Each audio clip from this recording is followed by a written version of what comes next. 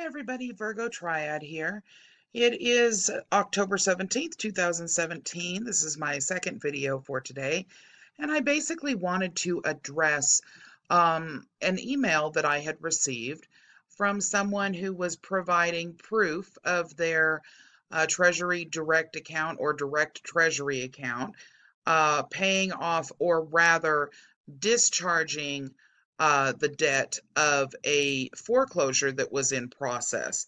Now, interestingly enough, when I received this information, I immediately noticed that there was an order from the court demanding from the lender for them to produce the original note and each subsidiary note of in a trail, in other words, of where each individual mortgage holder held that note during the time that they owned the mortgage loan. After reviewing that, I realized that this indeed was not an offset of debt with regards to a direct treasury account. Rather, what was used in this case by an attorney, by the way, not by this individual, was what's called the produce the note defense. Now, where this started was during the housing bubble that was up through 2008.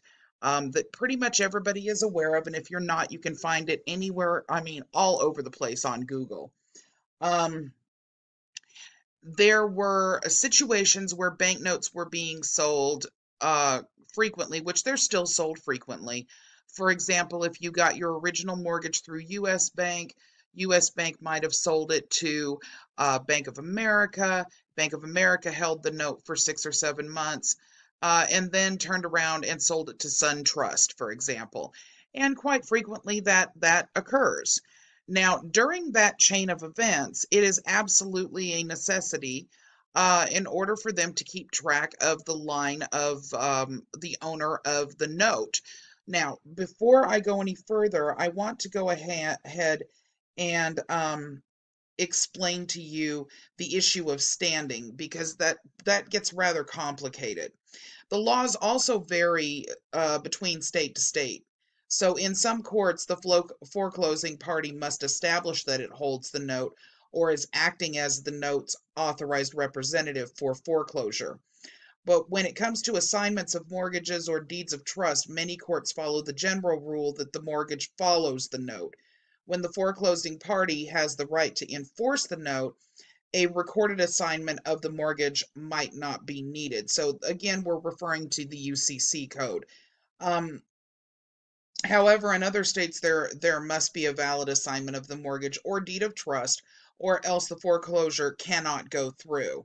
Now, why this is important for you as a homeowner is that there is something that is called a lost note, and that means that the proper line of when the notes were sold was not kept up with by the lender. Now, in over 50% of the cases during the housing bubble, which, like I said, it ended in 2008, during that time frame, there were so many sales that were happening from bank to bank that a lot of times 50% or more of the time, according to what I've been able to actually find out, they did not keep proper track through UCC or through their own records of who owned the note, who had claim to the note, meaning who had claim to that promissory.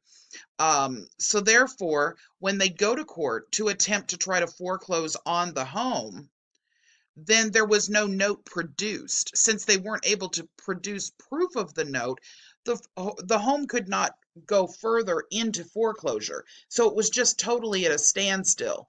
In the very best cases, it remained at a standstill, and in the very worst cases, it at least gave additional time to the homeowner to come up with what was owed, and an additional arrangement had to be worked out.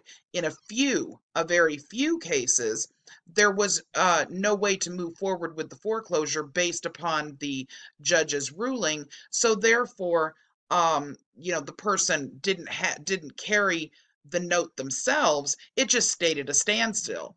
So in that case, whether they paid or didn't pay, they weren't going into foreclosure. Now, with the produce the note defense, that really only worked during that time frame.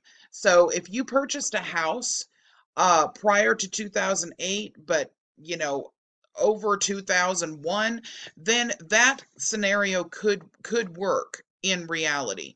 But there are now what's called lost note affidavits that are being used. This was introduced heavily in 2013 to the banks. It's a way to detour against that because, of course, it put the lenders in massive jeopardy, of losing with them losing the notes and not being able to provide proof that they were the claimants. Customers were simply not paying their mortgage. They couldn't put them into foreclosure and take the property back. So it put them in a bad scenario. So now this defense doesn't necessarily work that well. Very few cases are going to come out in the future because an affidavit can be presented by each individual claimant in lieu of the note. However, in the case that I was sent, the produce the note defense is what was used. It was used by a knowledgeable real estate attorney. This is not something that, with regards to the Treasury direct account being tapped into for debt, stopped the foreclosure and paid it off or offset the debt. That's absolutely not the case. This is once again a case of trickery or attempting to try to fool me into believing that there was some proof that these accounts exist for the purpose of paying off debt. In reality, this was simply a knowledgeable real estate attorney. The home was purchased in 2006, went into foreclosure in 2008. The attorney knew of the produce the note defense. It was taken to court in the state of Florida, and the Florida judicial system said, I'm sorry, if you can't produce the note for the last 3 lien holders and provide it to me here, you have absolutely no right to be foreclosing on these people, and therefore the foreclosure cannot go forward. So just an update to everyone who might hear of this with regards to produce the note defense in foreclosure proceedings. Here is some additional information that Wikipedia has on it. It states that the chain of title of promissory note is very important to every homeowner in America.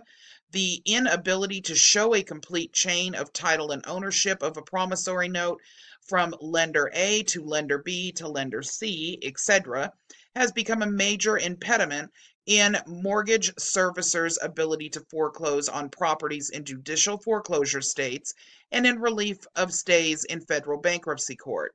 The issue of standing, in other words, the question of whom has the legal right to sue, is the foundation of the produce the note strategy, which forces a lender to prove that it has legal right to sue for foreclosure.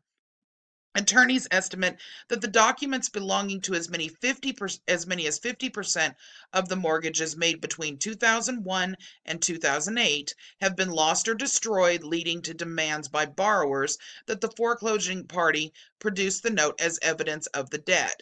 Consumer advocates claim that almost all entities attempting to foreclose on homeowners are not the real lender, but rather a servicer that collects money payments for a mortgage-backed security, an MBS trust. Therefore, courts have determined that servicers are not the real party in interest and possess absolutely no legal right or legal standing to seek relief from the courts.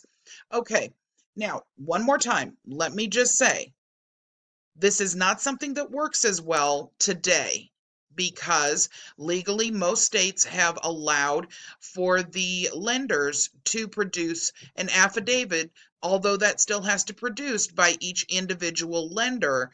That will generally suffice in lieu of the note itself. However, if you are in foreclosure and your mortgage was purchased between 2001 2008, I would still speak to an attorney with regards to this defense. It may help you out. It's not going to stop the foreclosure, chances are, but it may stall it for you. So again, it's something just to take a look at. I did want to make mention that this was some proof, quote unquote, that was forwarded to me in my inbox at virgotriad@protonmail.com for me to take a look at. It was supposed to be proof that the TDA accounts that they feel or are trying to claim exist under their names, excuse me, actually paid for this, but in reality, they didn't have it. It just had absolutely nothing to do with the TDA accounts. There was no account showing as an account that settled this debt.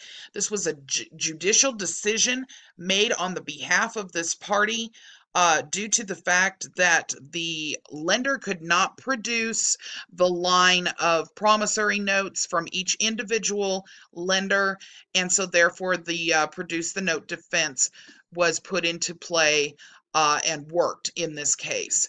All it did was stop the foreclosure temporarily until there was an affidavit that was able to be located, which, when you're sending proof, for anybody who chooses to send proof to verify, please take note that if you're sending documentation that is public on a public reference, that's the first thing that I'm going to look up. Okay, so changing anything within that documentation, court hearings that are public are public.